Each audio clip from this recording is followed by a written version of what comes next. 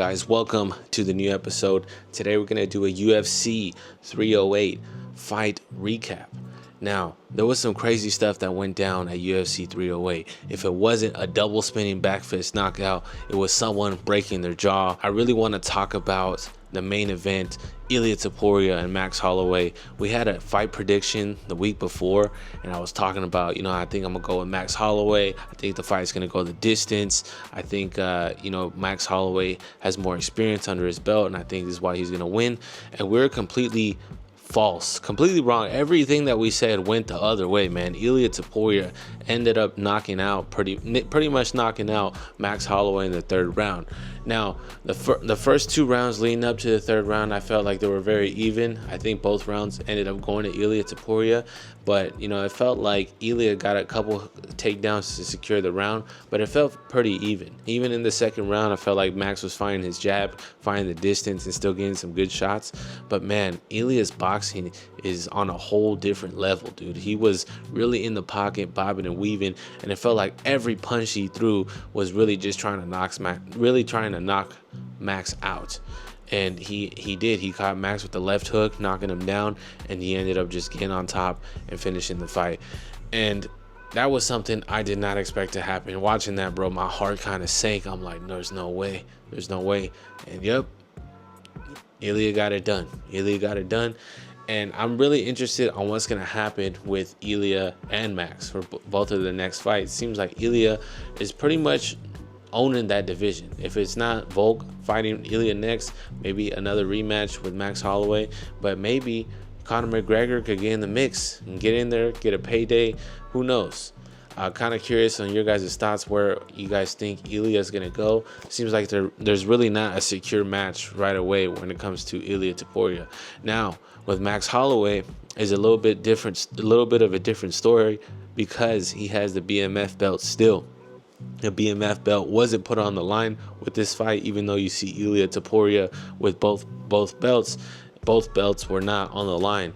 And there was a reporter that asked Dana White after the fight if he's interested in putting the BMF belt on the line in some type of tournament way. And he completely ducked the question and didn't answer it. So I'm kind of curious on what you guys think, if there's going to be, or if you guys want a tournament. And if that does happen, how would that happen? And honestly, I think it's completely insane in the best way possible to have a freaking Mortal Kombat type tournament for this belt. This is very old school. First UFC fights, they were fighting multiple times in one day, kind of Hicks and Gracie, Vale Tudo style, where they're fighting in a competition tournament, fighting in a tournament, and they're fighting 2 times, 3 times in one night. I remember Hicks and Gracie ended up fighting this dude, and his eye was completely swollen shut, and he couldn't even see. And Hicks and Gracie was like, "I'm not even gonna fight this dude with my hands. I'm gonna just take him down and do some jujitsu." That's some crazy, like, bro, that's completely wild. But if that's a possibility for the BMF belt, I don't think anybody would be like, "Nah, man, we don't want to see that." I think it's just going to be hard to set up. I don't know if it's going to be over a couple days or if it's going to be one night.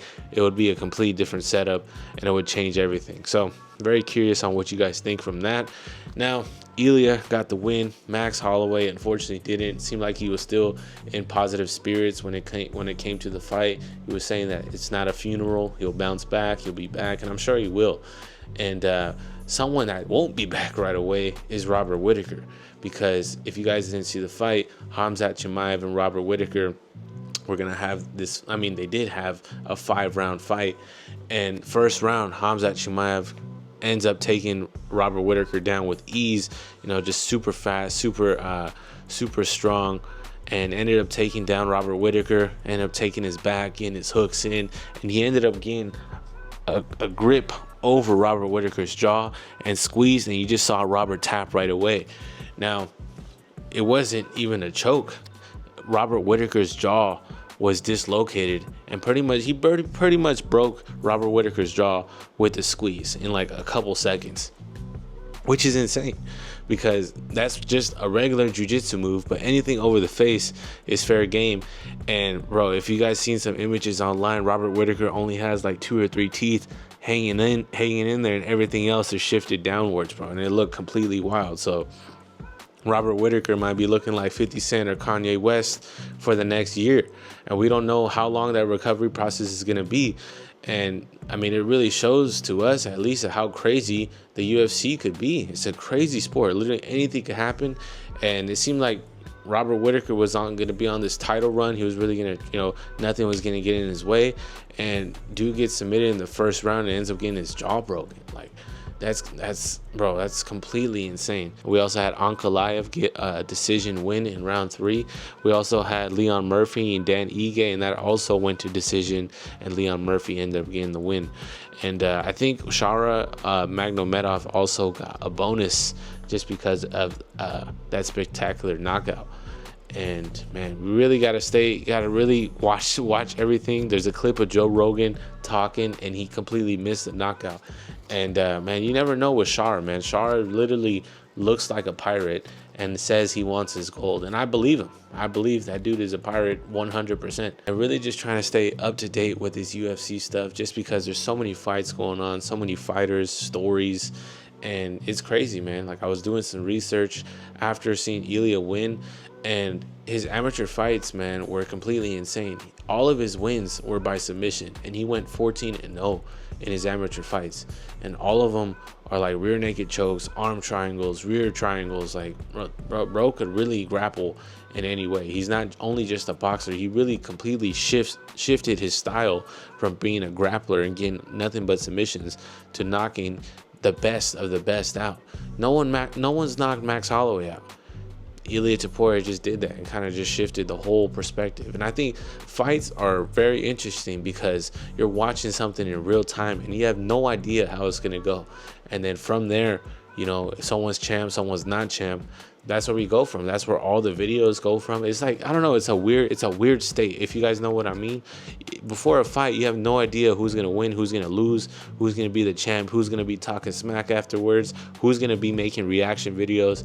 So it's hard to stay up to date is what I'm trying to say, but we're going to do our best to talk about the fights, what we think about them. And I'm really interested in what's going to happen with the BMF belt. There's a whole bunch of stuff going on, not only with the UFC, but in other sports.